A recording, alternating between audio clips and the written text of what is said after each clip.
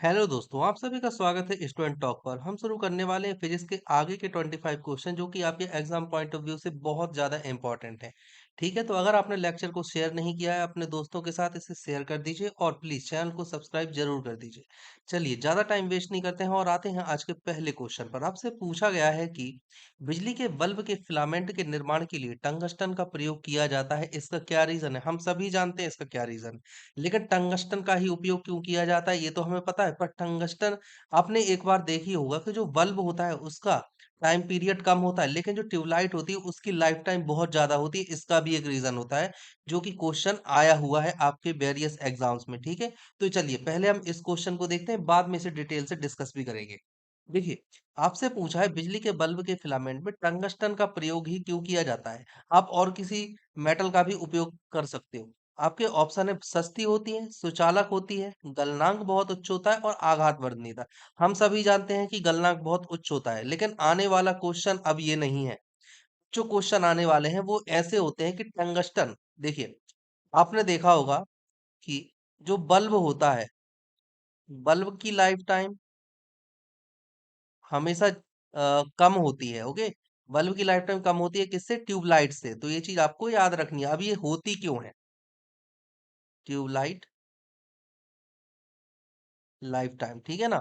अब ऐसा क्यों है, वाई, ये चीज क्यों है ये आपको जाननी है। देखिए, बल्ब का टाइम पीरियड इसलिए कम होता है, लाइफ टाइम इसलिए कम होती है, इसका सबसे पहला रीजन ये है कि जो तंतु होता है मतलब फिलामेंट, ठीक है, फिलामेंट की मोटाई एक समान नहीं होती है।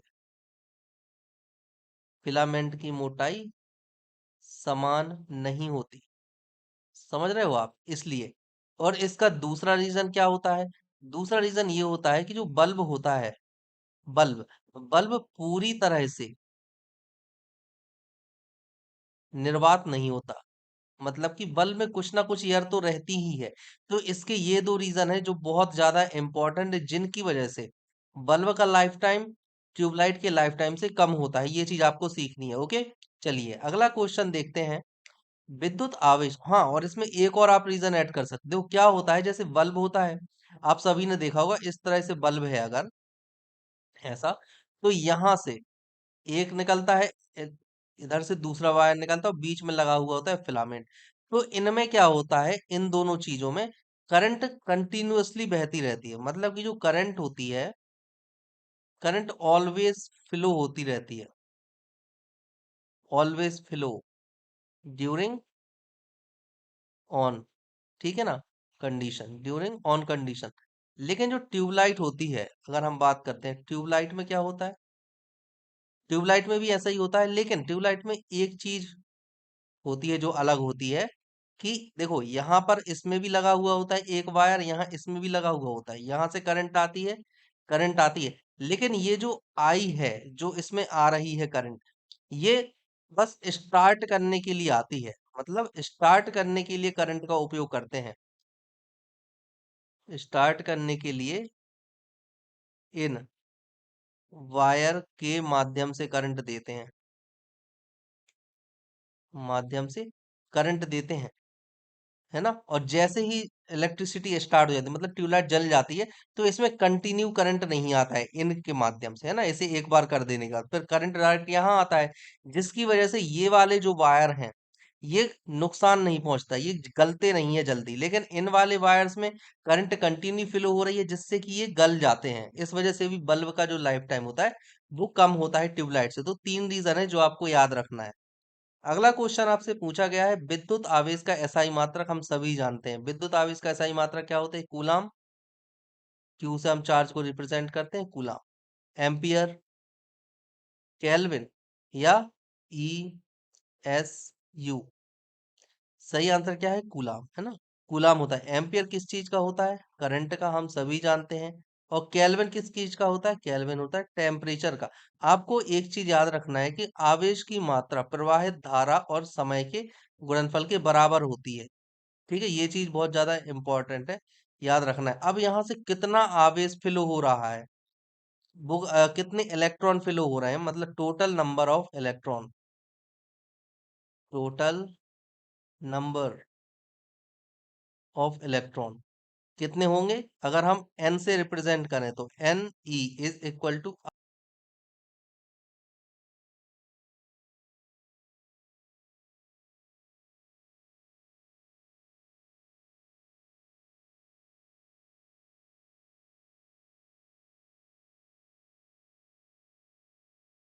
चलिए अगला क्वेश्चन आपसे पूछा गया है कि विद्युत दीर्घ दूरी तक उच्च वोल्टता एसी में पारंगत होता है, इसका क्या कारण है? देखिए कहने का मतलब ये है कि यहाँ पर है प्लांट, क्या है? प्लांट, पावर प्लांट है ना।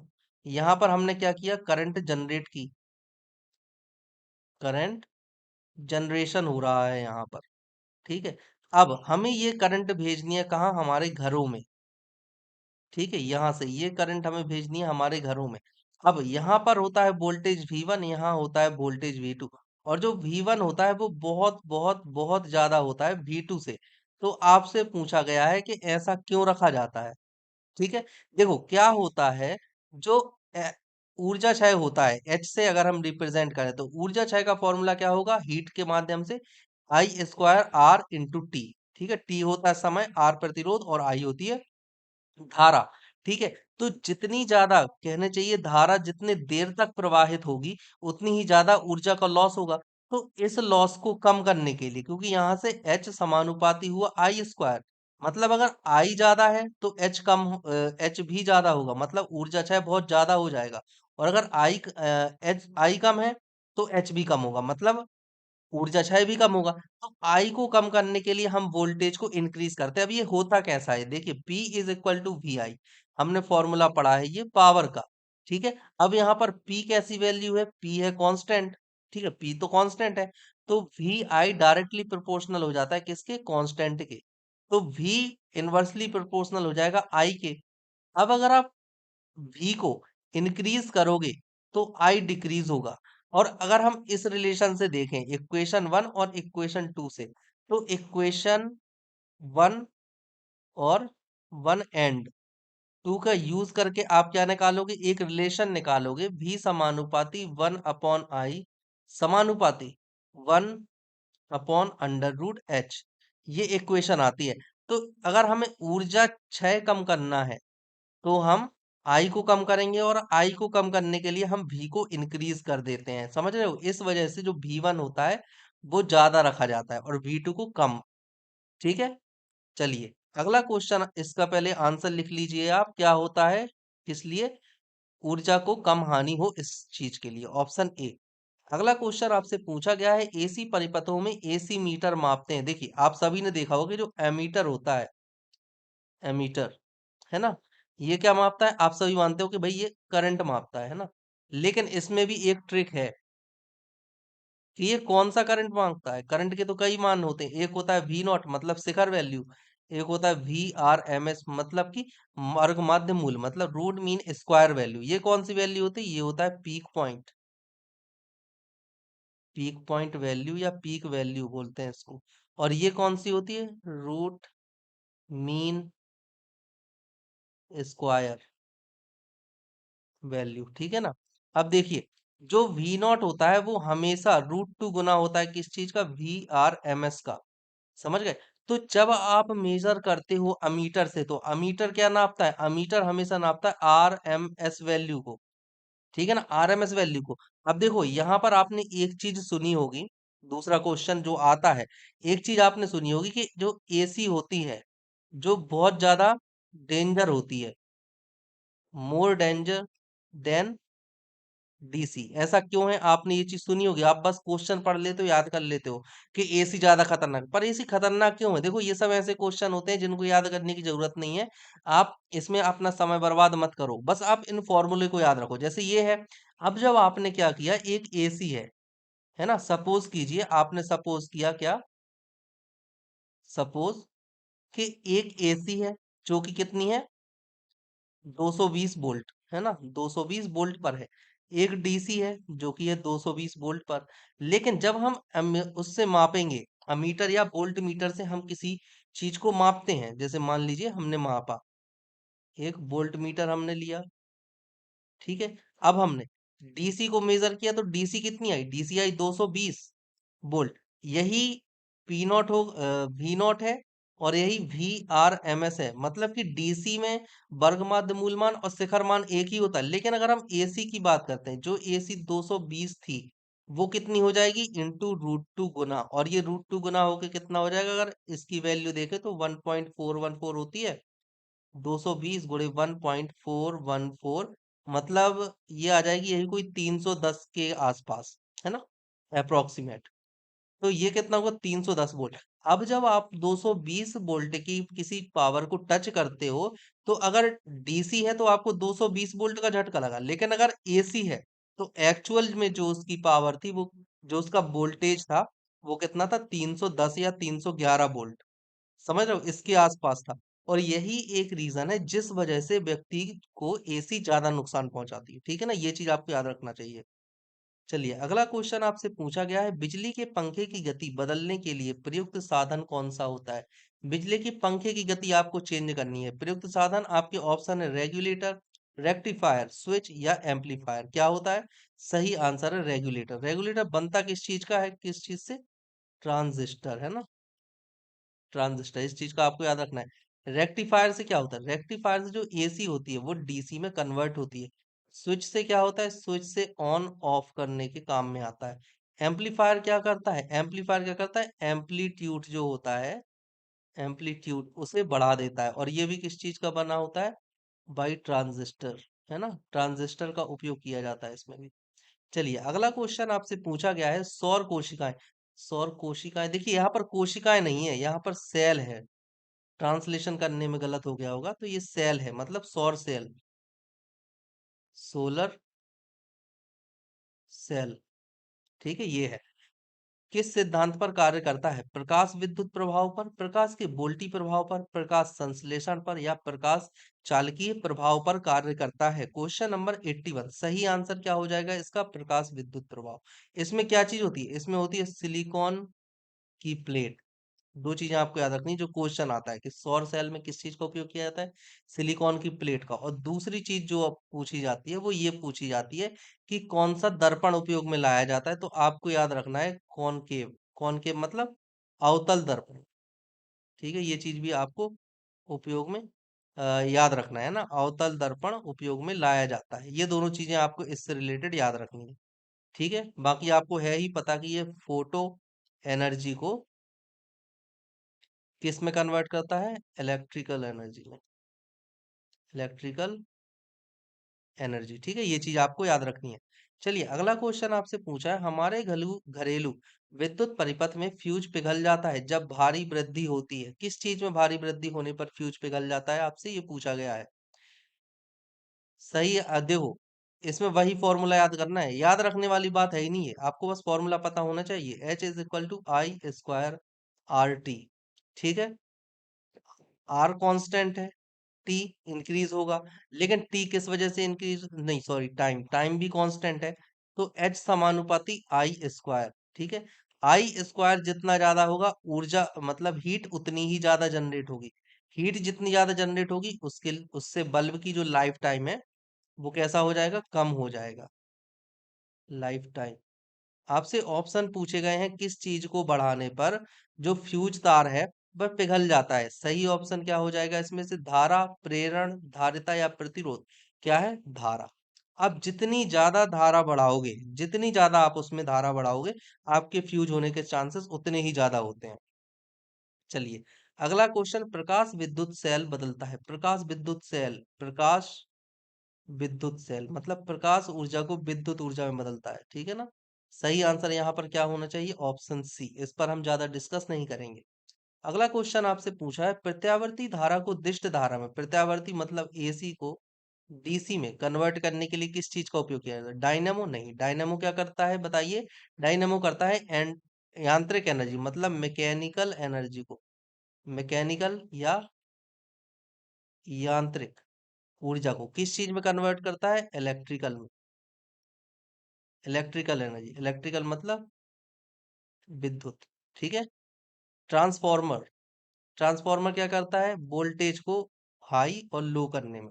दिष्टकारी क्या करता है, एसी को डीसी में कन्वर्ट करने में। और दोलक, दोलक क्या करता है, एसी डीसी को एसी में कन्वर्ट करने में। इसे एक और नाम कहते हैं, क्या बोलते हैं, ऑसिलेटर। ठीक है ना, ऑसिलेटर भी इसे ही बोलते हैं, दोलक को। ये चीज आपको याद रखनी है, ये वाला क्वेश्चन इंपॉर्टेंट है, क्योंकि लोगों के दिमाग में एक चीज बैठी हुई है कि एसी को डीसी मतलब रेक्टिफायर, तो जल्दबाजी में ये क्वेश्चन गलत हो जाता है और लड़के रेक्टिफायर लगाकर आ जाते हैं बहुत से। तो आपको याद रखना है, यहाँ पर एसी से डीसी पूछा गया है या डीसी से एसी पूछा गया है। ठीक है ना, ये चीज आपको याद रखना है। एसी से डीसी बनाएंगे तो किस चीज का उपयोग करेंगे, ऑसिलेटर का। ठीक है, और जब डीसी से एसी बनाएंगे तो किस चीज का उपयोग करेंगे, रेक्टिफायर का। ठीक है, याद रखना है। चलिए, अगला क्वेश्चन आपसे पूछा गया है कि वीडियो टेप का आविष्कार किसने किया। देखो ये वाला क्वेश्चन, देखो जितने भी मैं आपको क्वेश्चन करवा रहा हूँ ना, ये सभी एग्जाम में आए हुए हैं। जैसे कि अगर इस वाले क्वेश्चन की बात करो तो आप पेपर उठाकर देख लेना, MPPSC 2019 का पेपर है, 19 का प्री, है ना, इसमें आया हुआ है ये वाला क्वेश्चन, है ना। और जितने भी क्वेश्चन मैंने आपको बताए हैं ऊपर से, वो सभी किसी ना किसी एग्जाम में आए हुए क्वेश्चन है, तो आपको बहुत ध्यान से पढ़ना है, मैं ऐसे ही नहीं करवा रहा हूँ क्वेश्चन। ठीक है, चलिए, तो आपके ऑप्शन है, वीडियो टेप का आविष्कार किसने किया था, चार्ल्स गिन्सबर्ग ने, रिचर्ड जेम्स ने, जॉर्जेस द मेंट्रॉल ने, या फिर पीटी फंसरवर्थ ने। किसने किया था, आपका सही आंसर क्या होना चाहिए, ऑप्शन ए चार्ल्स गिन्सबर्ग। ये चीज आपको याद रखनी है, क्योंकि आया हुआ है। लेकिन आपको एक और चीज याद रखनी है रिचर्ड जेम्स के बारे में, कि इन्होंने भी एक चीज का आविष्कार किया था। इन्होंने आविष्कार, देखो बेसिकली अगर बात करें तो ये क्या थे, ये यूएस नेवी में एक मैकेनिकल इंजीनियर थे, मैकेनिकल इंजीनियर थे ये यूएस नेवी में। इन्होंने कई टाइम, काफी समय तक इन्होंने काम किया। उसके बाद क्या हुआ कि ये जब रिटायर होकर अपने घर पर आए तो इनकी एक बच्ची थी, वह बच्ची स्प्रिंग को हाथ में लिए हुई थी। स्प्रिंग आपने देखे होंगे, जो पेन आते हैं, उन पेनों में बटन वाले जो पेन आते हैं उनमें एक स्प्रिंग का इस्तेमाल किया जाता है। तो इसी तरह से उनकी बच्ची एक स्प्रिंग लिए हुए थी, और वो स्प्रिंग ध्यान से, मतलब अनजाने में, वो छूट गई बच्ची के हाथ से। और ये चीज देखी रिचर्ड जेम्स ने, उन्होंने देखा कि स्प्रिंग सिकुड़ती है और वापस से फैल जाती है। इसको लेकर इन्होंने क्या किया, एक खिलौना बनाया। इन्होंने बनाया एक खिलौना, और उसी खिलौने का नाम आपसे कई बार पूछा जा सकता है एग्जाम में, जो कि आपको याद रखना है, स्लिंकी। ठीक है, स्लिंकी का आविष्कार किया था। और इस खिलौने से आप जानते हैं इन्होंने कितने रुपए कमाए, इन्होंने कमाए थे 300 मिलियन डॉलर। समझ रहे हो आप, इस एक खिलौने से इन्होंने 300 मिलियन डॉलर कमाए हैं। ये छोटी बात नहीं है। ओके, चलिए, अगला क्वेश्चन आपसे पूछा गया है, गैल्वेनोमीटर के द्वारा क्या पता लगाया जाता है। बिल्कुल, आप में से बहुत सारे लोग बोल देंगे कि करंट, लेकिन ऑप्शन हम देखते हैं एक बार, उसके बाद मैं बताऊंगा करंट के साथ साथ और क्या पता लगाते हैं। ऊर्जा नहीं, ताप प्रतिरोध, ताप तो धारा, है ना। लेकिन इससे क्या पता लगाते हैं, इससे दो चीजें पता लगाते हैं, क्या, एक तो करंट, कि क्या, करंट का मैग्नीट्यूड, मैग्नीट्यूड मतलब परिमाण। ठीक है, और दूसरा हम क्या लगाते हैं पता, करंट डायरेक्शन, है ना, किस दिशा में है। तो करंट डायरेक्शन मतलब करंट की दिशा। अब देखो, यहां से एक क्वेश्चन आ जाता है, कि आपके क्वेश्चन आता है कि निम्न में से कौन सा सदिश राशि है या कौन सी सदिश राशि नहीं है। तो धारा कैसी होती है, देखो धारा में दिशा है, परिमाण भी है, तो इसे कायदे से होना चाहिए सदिश। लेकिन जो करंट होती है ना, करंट होती है अदिश राशि, अदिश राशि। ऐसा क्यों होता है, ये बहुत बड़ा क्वेश्चन है। देखो ऐसा इसलिए होता है, क्योंकि ये सदिश में एक नियम होता है, त्रिक नियम, है ना, उसका पालन नहीं करता, त्रिक नियम का पालन नहीं करता। इस वजह से हम धारा को बोल देते हैं कि धारा एक अदिश राशि है। वरना धारा में सदिश वाले सभी गुण हैं, केवल एक बात की वजह से, केवल त्रिक नियम का पालन नहीं करता अदिश की, इसलिए हम धारा को अदिश राशि बोल देते हैं। ओके, चलिए, अगला क्वेश्चन आपसे पूछा गया है कि बहुलमापी, बहुलमापी मतलब मल्टीमीटर, मल्टीमीटर, है ना। मल्टीमीटर का प्रयोग किसे मापने में किया जाता है, वोल्टता, धारा, प्रतिरोध, सभी। बिल्कुल, सभी का उपयोग सभी को मापने में किया जाता है। अगला क्वेश्चन आपसे पूछा है, शुष्क सेल का एनोड किससे बना हुआ होता है, शुष्क सेल। शुष्क सेल प्राइमरी और सेकेंडरी दोनों टाइप के होते हैं। ठीक है, यहाँ पर आपसे पूछा गया है एनोड के बारे में, लेकिन हम क्या जानेंगे, हम एनोड भी देखेंगे कैथोड भी देखेंगे और इलेक्ट्रोलिसिस भी देखेंगे। इलेक्ट्रोलिसिस मटेरियल, है ना, ये भी हम देखेंगे। तो एनोड, कैथोड और इलेक्ट्रोलाइसिस मटेरियल के लिए देखो यहाँ पर आपको ऑप्शन क्या दिया गया है, कैडमियम, ग्रेफाइट, सीसा या जस्ता। तो आपको देखो यहाँ पे ग्रेफाइट भी दिया गया है जो कि एक कार्बन का अपर रूप है, ठीक है, और यहाँ जस्ता भी दिया गया है।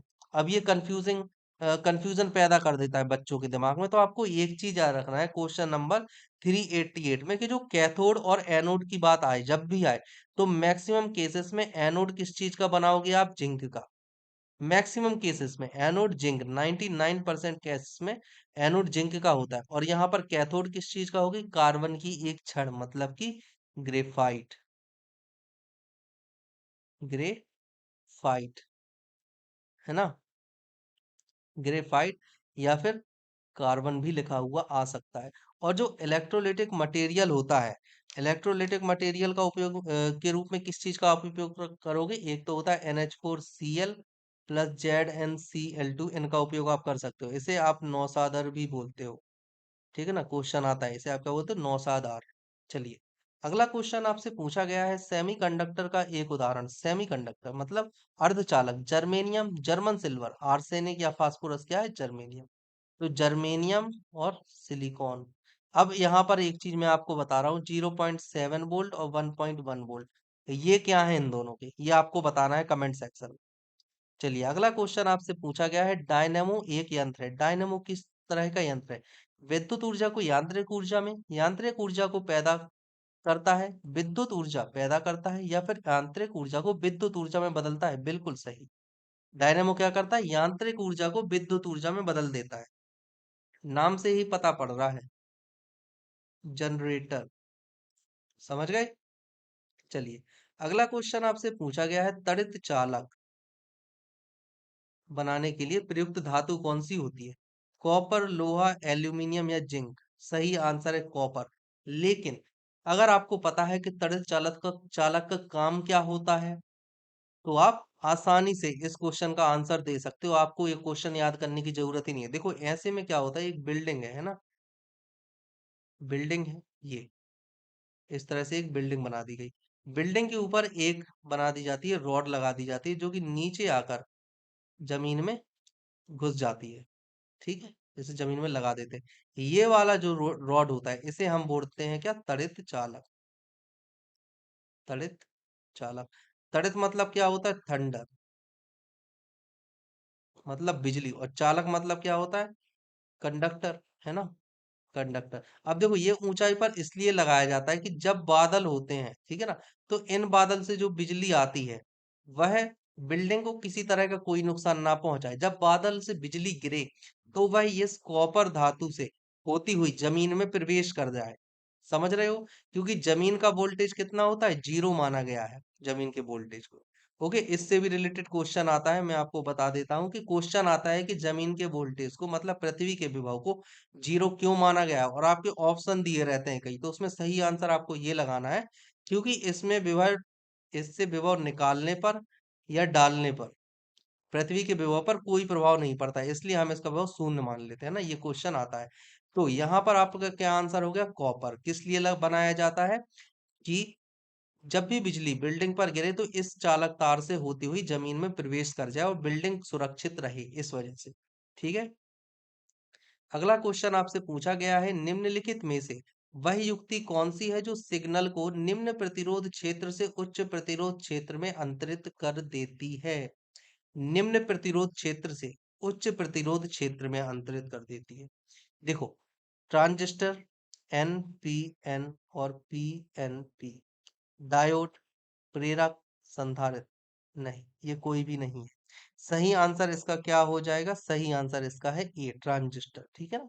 अब देखो क्या होता है, बस मान लीजिए इसमें तीन है, ठीक है, या तो आप NPN मान सकते हो या PNP, जो आप मानना चाहो। हम मान लेते हैं कि ये वाला जो है NPN है, अभी PNP नहीं है, ठीक है। तो हम क्या मानते हैं, हम मानते हैं NPN, है ना।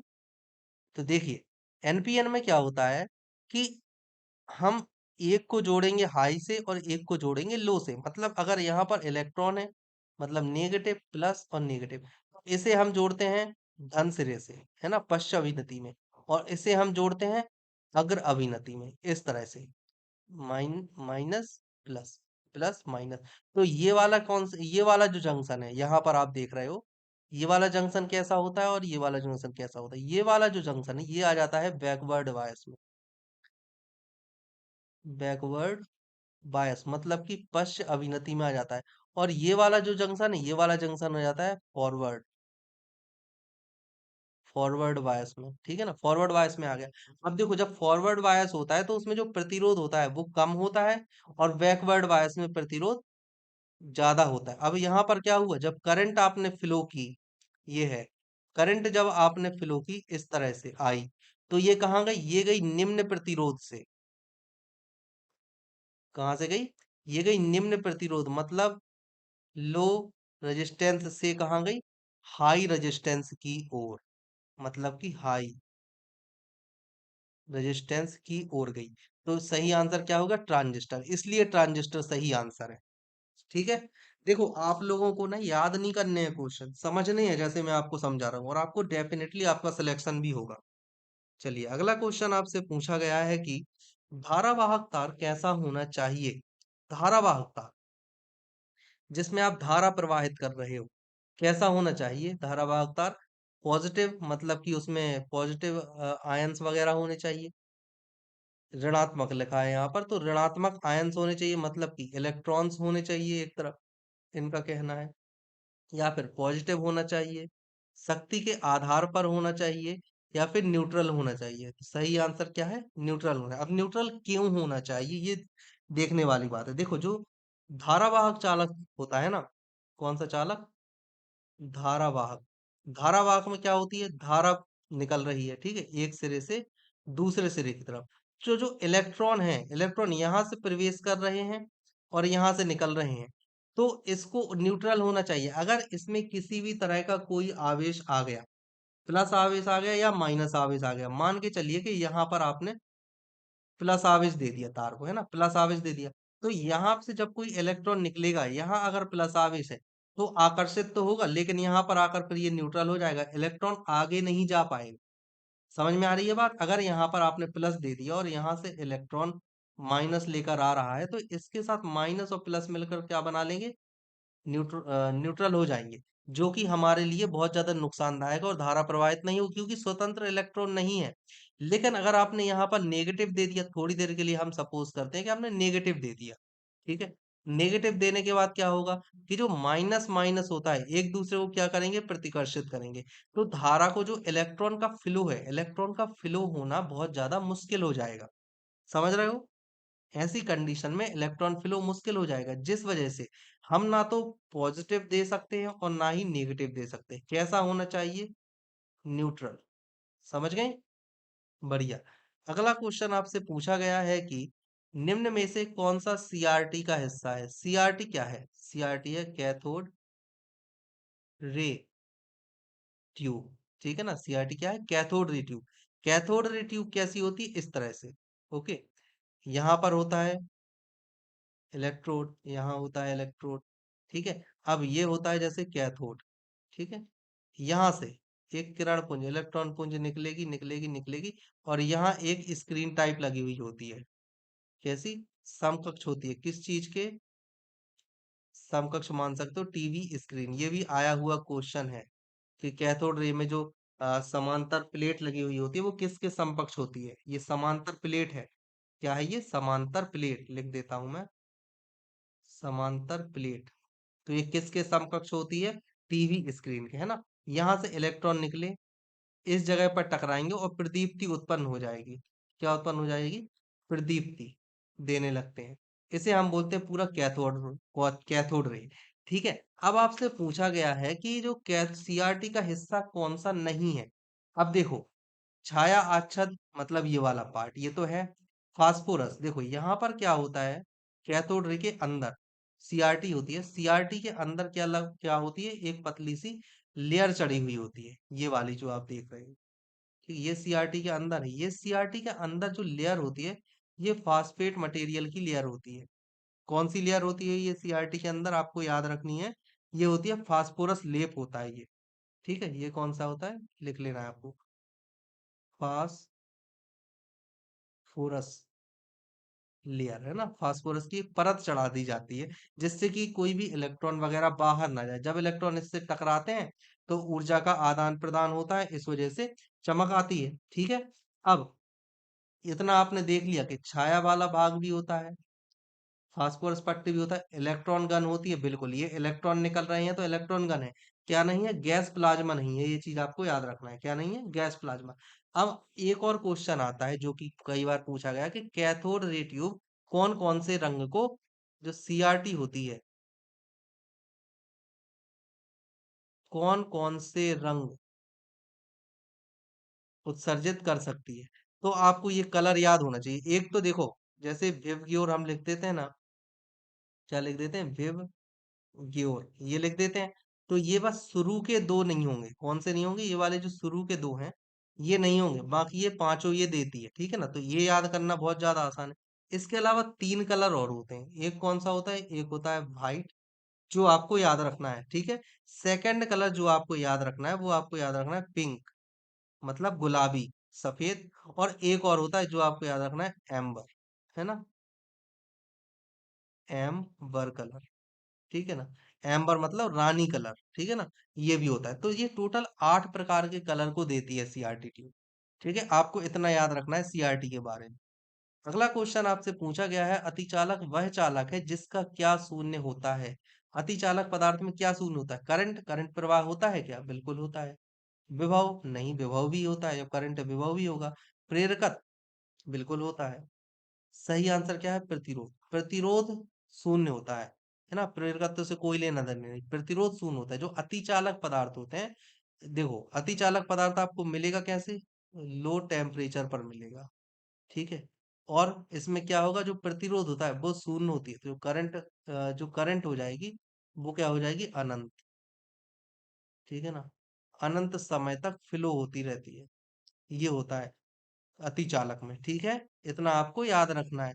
अब देखो, जो अतिचालक होता है सबसे, देखो कमरे के ताप पर आप इसे नहीं कर सकते, लो टेम्परेचर पर होता है, जो कि सबसे ज्यादा लो टेम्परेचर पर जो अभी तक एक धातु बनाई गई है, अतिचालक बनाया गया है पदार्थ, वो बनाया गया 177 केल्विन, है ना, 177 केल्विन ऐसा मैक्सिमम ताप है जहां पर आप किसी पदार्थ को प्राप्त कर लेते हो अतिचालक के तौर पर, है ना, ऐसा पदार्थ बना लिया है वैज्ञानिकों ने, परंतु कमरे के ताप पर यह पॉसिबल नहीं है। ओके, चलिए अगला क्वेश्चन आपसे पूछा गया है, निम्नलिखित में से कौन सा सर्वोत्तम विद्युत चालक होता है, सबसे अच्छा विद्युत चालक, लोहा, तांबा, चांदी या एल्यूमिनियम, क्या है, चांदी। ठीक है ना, ये चीज आपको याद रखनी है। अगर ऑर्डर आपसे पूछा जाए तो ये होता है ऑर्डर। ठीक है, चलिए अगला क्वेश्चन आपसे पूछा गया है, ठोस अवस्था में विद्युत धारा प्रवाहित करने वाला पदार्थ कौन सा है, ठोस अवस्था में, ग्रेफाइट, हीरा, नहीं करता, सोडियम क्लोराइड, आयोडीन, इनमें से क्या है सही आंसर, आपको बताना है। क्वेश्चन नंबर 397 का सही आंसर क्या है, ग्रेफाइट। आपने देखा होगा एक मात्र अधातु है, मतलब नॉन मेटल। ठीक है ना, जिसमें संकरण क्या होता है, sp3 डी। ठीक है ना, संकरण होता है, और ये ठोस अवस्था में होता है, जो कि विद्युत का सुचालक होता है। चलिए अगला क्वेश्चन आपसे पूछा गया है, ओम का नियम निम्न में से किसके बारे में है, मतलब ओम का नियम जो था वो किस पर लागू होता है, भी समानुपाती आई। ओम का नियम किस पर लागू होता है, अर्धचालक पर नहीं, अर्धचालक पर जो नियम लागू होता है वो अलग है, जिसे हम बोलते हैं चाइल्ड लैंगम्यूर लो, है ना, ये अर्धचालक पर वर्क करता है। रोधी पर मतलब विद्युत रोधी पर नहीं, अति चालक पर नहीं। ओम का नियम किस पर लागू होता है, चालकों पर, ये चीज आपको याद रखनी है। अगला क्वेश्चन आपसे पूछा है, सिलिकॉन क्या है, विद्युत रोधक है, अर्धचालक है, बिल्कुल सही, चालक नहीं, ना ही कुचालक। तो सही आंसर क्या हो गया, अर्धचालक, सिलिकॉन, जर्मेनियम, ये सब अर्धचालक है।